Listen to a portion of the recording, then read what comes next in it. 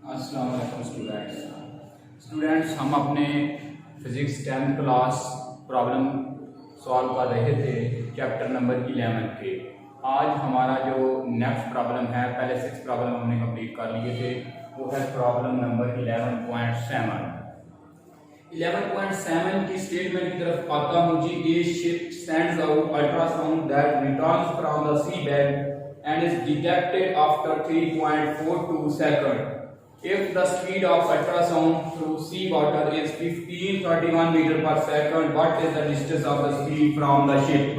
Student, ये जैसे problem पहले हमने सॉल्व किए थे वैसे ही मेथड वही रहेगा कि एक शिप जो कि जैसे अल्ट्रासाउंड वेव्स सी बेड में सेंड की जाती है और वो किसी पार्टिकुलर टाइम के बाद, जो कि यहाँ पर गिवन है 3.42 सेकंड डाटा में गिवन है जी, वो जो अल्ट्रासाउंड वेव सेंड की जाती है सी बेड की तरफ, वो हमें 3.42 सेकंड के बाद सुनाई देती है रिफ्लेक्ट होने के बाद।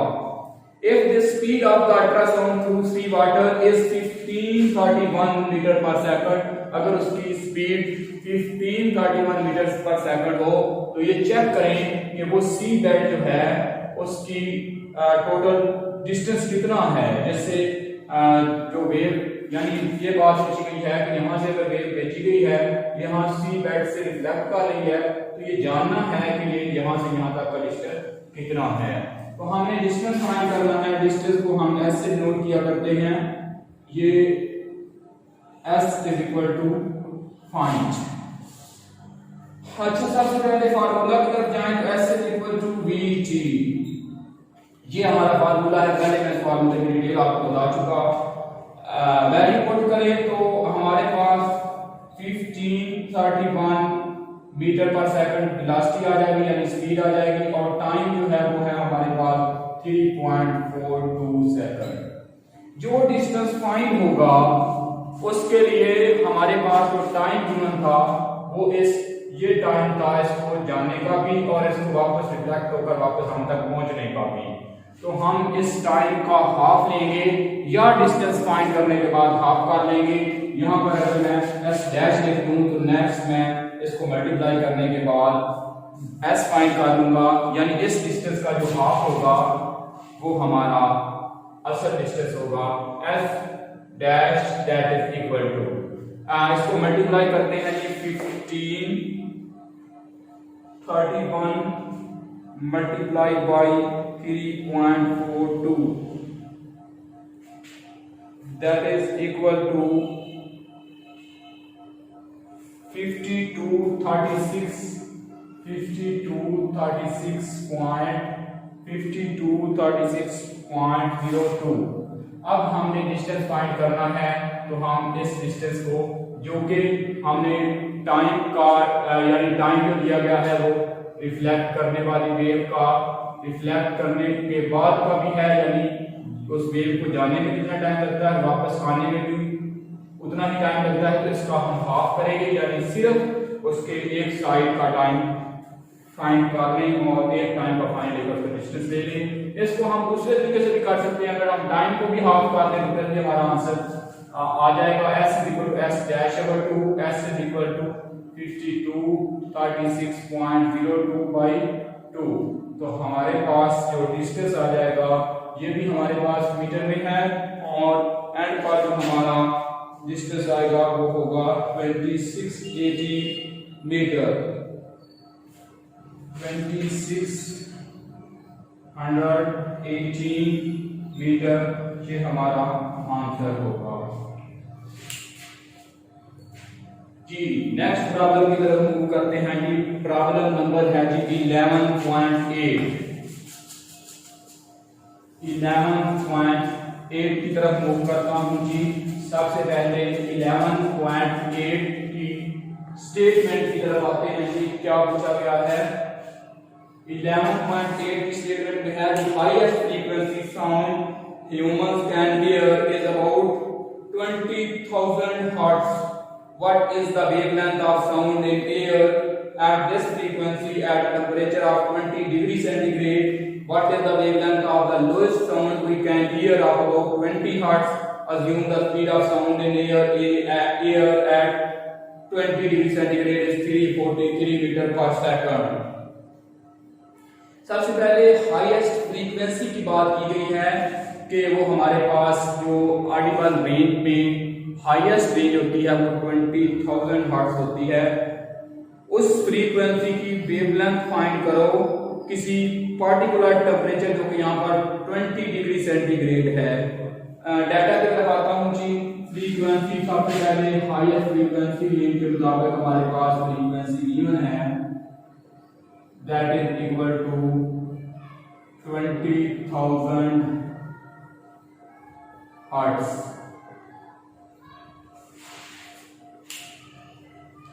What is the wavelength of the sound? पूछा गया है जी साउंड की वेवलेंथ क्या होगी, ये हमने फाइंड करनी है।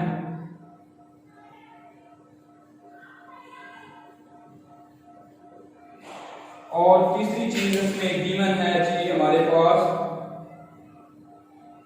Speed of sound at 20 degree centigrade पर। टेम्परेचर जो यहाँ पर गिवन है वो है 20 डिग्री सेंटीग्रेड। तो टेम्परेचर का यहाँ हमारे कोई काम नहीं है अपने प्रॉब्लम में। टेम्परेचर सिर्फ इसलिए गिवन है कि इस टेम्परेचर पर जो स्पीड ऑफ साउंड होती है वो होती है 43 मीटर पर सेकंड, और वो स्पीड हमें अपने फार्मूला में यूज करनी है जो कि 20 डिग्री सेंटीग्रेड के टेम्परेचर पर साउंड की स्पीड होती है। इसलिए टेम्परेचर दिया गया है। तो वेवलेंथ को मैं जरा यहाँ पर नीचे लिख देता हूँ। यहाँ पर दूसरी हमारे इंफॉर्मेशन गिवन है स्पीड, उसको लिखता हूँ जी speed that is equal to 343 metre per second, और फाइंड हमने करनी है wavelength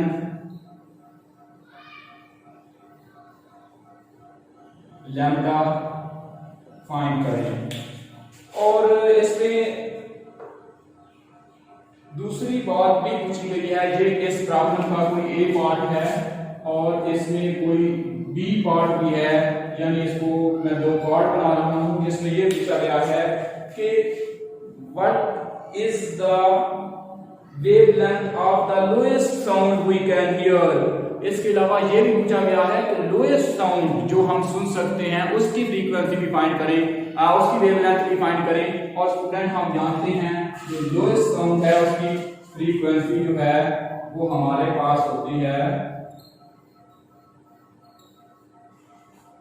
is equal to 20 hertz, और इसकी भी हमने वेवलेंथ फाइंड करनी है।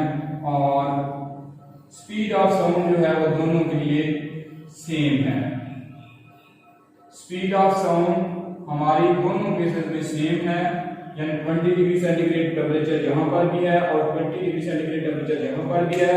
अगर टेम्परेचर दोनों में सेम है तो जो हमारी स्पीड है वो 20 डिग्री सेंटीग्रेड पर 343 है, जो कि दोनों केसेस में सेम रहेगी। ए पार्ट की तरफ जा रहा हूँ, अपना फार्मूला वही वेव इक्वेशन वाला V is equal to f lambda. हमने यहाँ से लैम्डा फाइंड करना है तो फ्रीक्वेंसी को दूसरी साइड पर लाकर मैं डिवाइड करूंगा। पहले वैल्यू पुट कर देता हूँ। फ्रीक्वेंसी हमारे पास है 20,000 हर्ट्ज, लैम्डा के साथ क्या हो रही है मल्टीप्लाई, और स्पीड हमारे पास है 343। हमने लैम्डा फाइंड करना है तो 20,000 हर्ट्ज दूसरी साइड पर आकर क्या हो जाएगा डिवाइड हो जाएगा। 343 बाई 20,000 हर्ट्ज, 343 को 20,000 से डिवाइड करें तो हमारे पास जो आंसर आएगा वो है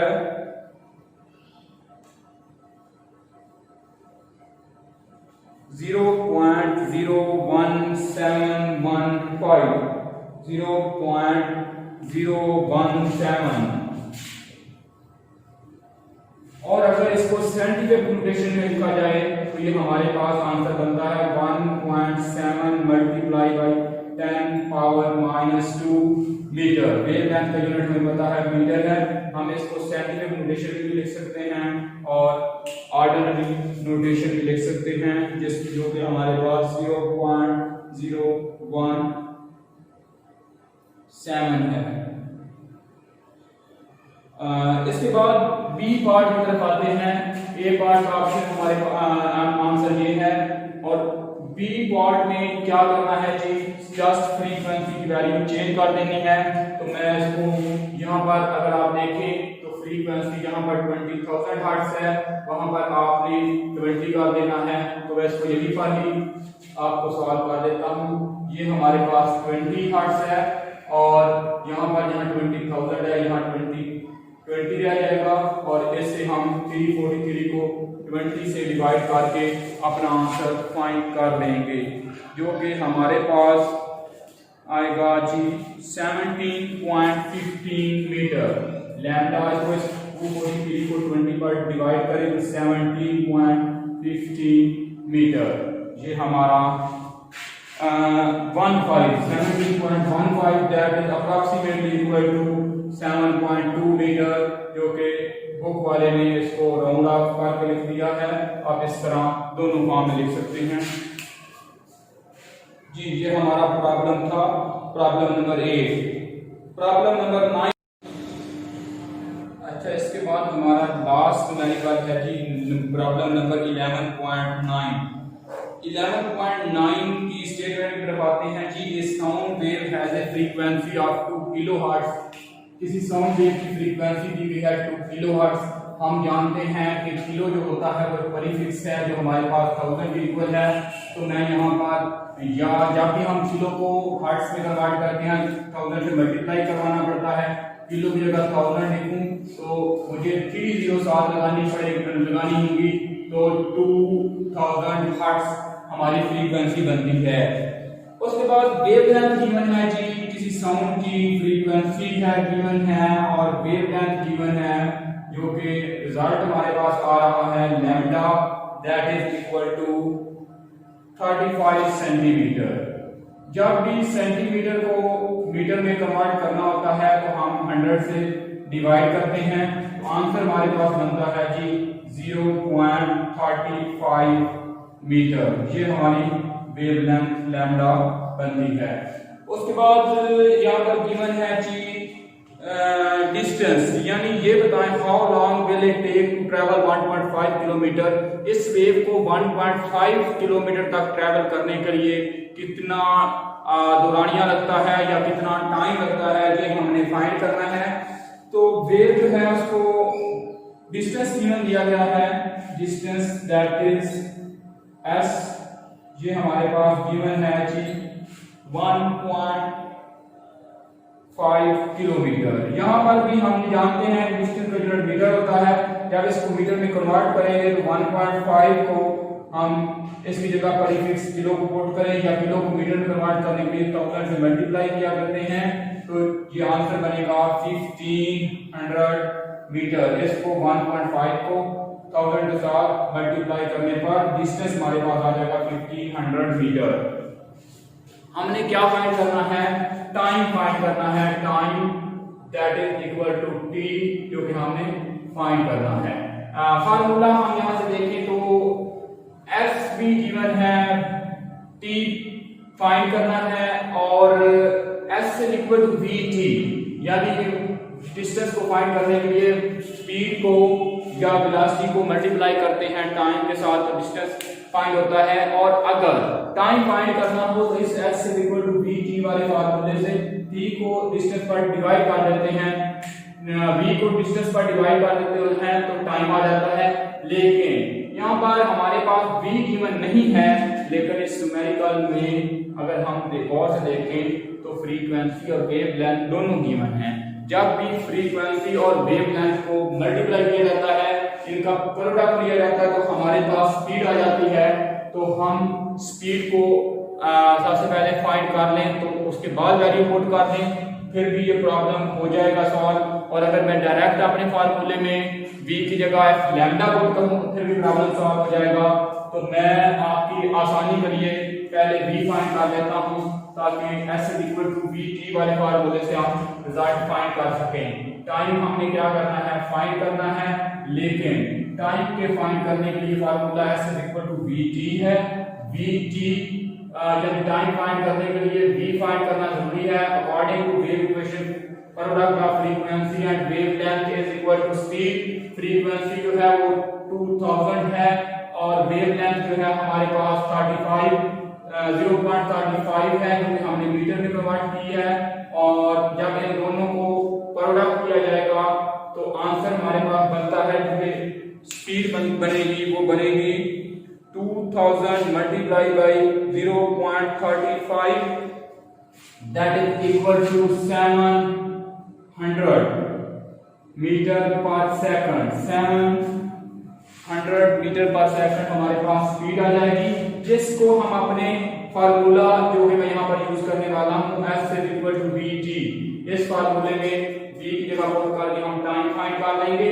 डिस्टेंस हमारे पास गिवन है, डिस्टेंस क्या है कि 1500, that is equal to 700।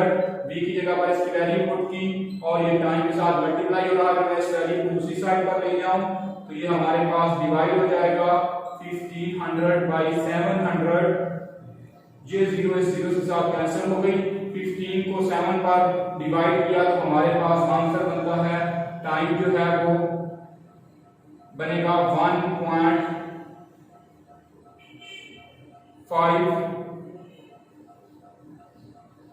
Second. Time जो हमारे पास बनता है वो बनता है जी 2.1। 15 को 7 पर डिवाइड करें, सॉरी 2.1 सेकंड। 2.1 सेकंड ये हमारे पास टाइम आ जाएगा। ये हमारा लास्ट प्रॉब्लम था। इसके साथ हमारा आज का चैप्टर जो है वो कंप्लीट होता है। नेक्स्ट चैप्टर में, चैप्टर नंबर 3 में हम मिलेंगे। इसके साथ ही हमारा इसको 2.14 भी लिखा जा सकता है। बुक कैलकुलेटर पर अगर चेक किया जाए, बुक पर आंसर 2.1 है। आप हमें इजाजत दीजिए। अल्लाह हाफिज।